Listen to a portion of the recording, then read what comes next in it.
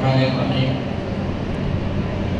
آج ہمارے لیے بڑی خوش قسمتی کی بات ہے کہ ہمارے درمیان استاد و اساتذہ حضرت مولانا امشاد علی صاحب قاسمی دامت برکاتہم تشریف فرما ہے۔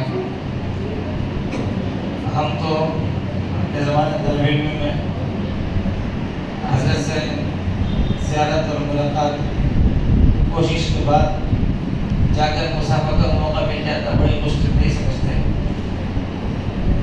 آپ حضرات کے لیے، ہم سب کے لیے یہ بڑی خوش قسمتی کی بات ہے، اور حضرت مفتی ابراہیم صاحب کی برکت ہے کہ حضرت کی تشریف آوری بھی اللہ تعالیٰ حضرت کی برکت سے ہے۔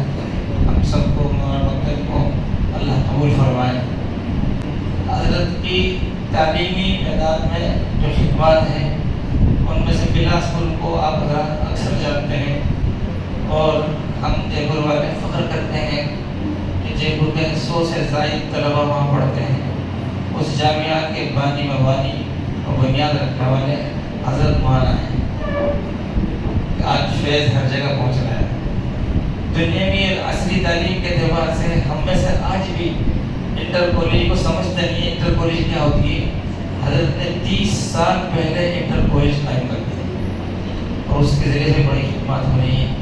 بہرحال آج کی اس محفل میں انشاءاللہ ہم حضرت کا خطاب اور نصیحتیں سنیں گے۔ یہ بچہ ہے، بعض بچے بڑے خوش قسمت ہوتے ہیں، خوش قسمتی دے گی کہ اس کو آخری سبق سنانے کا موقع ملا۔ بعض مرتبہ ایسا ہوتا ہے کسی طالب علم کا آخری سبق ہوتا ہے تو اللہ تعالیٰ اپنے کسی نیک بندے کو بھیج دیتا ہے، جس کی وجہ سے مجلس میں 2 گنا فضیلت اور برکت آ جاتی ہے۔ قرآن اور ساتھ ساتھ اللہ کے کسی نیک بندے کی تشریف آوری اللہ تعالیٰ قبول فرمائے۔ مختصر سے نظم یہ رہ گیا کہ بچہ آخری سبق سنائے گا، اس کے بعد انشاءاللہ حضرت کا خطاب ہوگا، اور انشاءاللہ ہم سب دھیان اور توجہ سے سنیں گے انشاءاللہ، اور عمل کی نیت سے سنیں گے انشاءاللہ۔ اس کے بعد دعا ہو جائے گی انشاءاللہ۔ أعوذ بالله من الشيطان الرجيم. بسم الله الرحمن الرحيم. قل هو الله أحد الله الصمد لم يلد ولم يولد ولم يكن له كفوا أحد. بسم الله الرحمن الرحيم.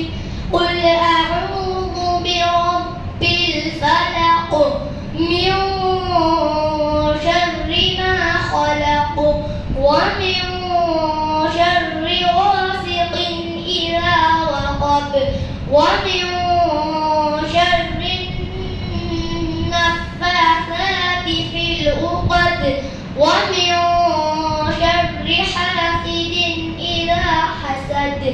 بسم الله الرحمن الرحيم.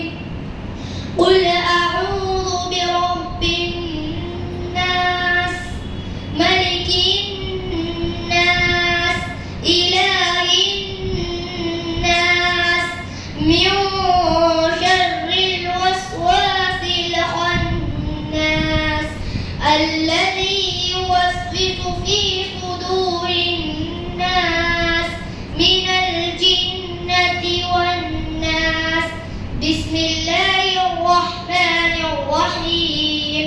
الحمد لله رب العالمين الرحمن الرحيم مالك يوم الدين.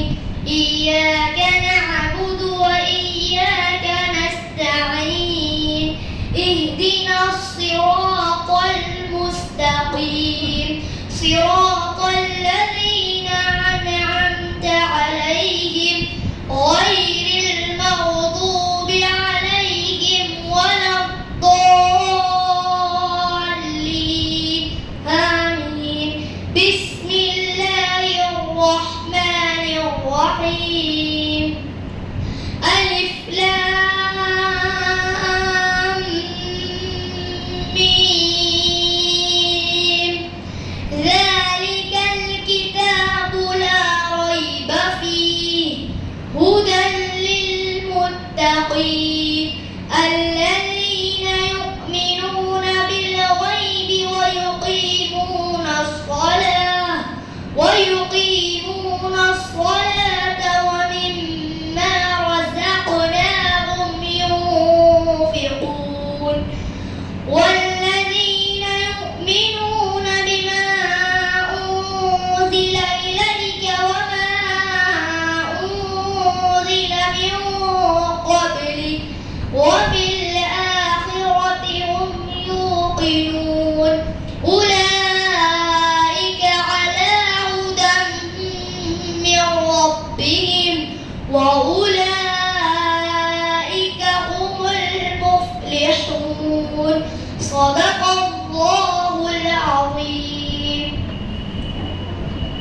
اللهم آنس وحشتنا في قبورنا اللهم ارحمنا بالقرآن العظيم واجعله لنا إماما ونورا وهدى ورحمة اللهم ذكرنا منه ما نسينا وعلمنا منه ما جهلنا وارزقنا تلاوته آناء الليل وآناء النهار واجعله لنا حجة يا رب العالمين ولا تجعل علينا حجة يا أرحم الراحمين آمين. ما شاء الله تبارك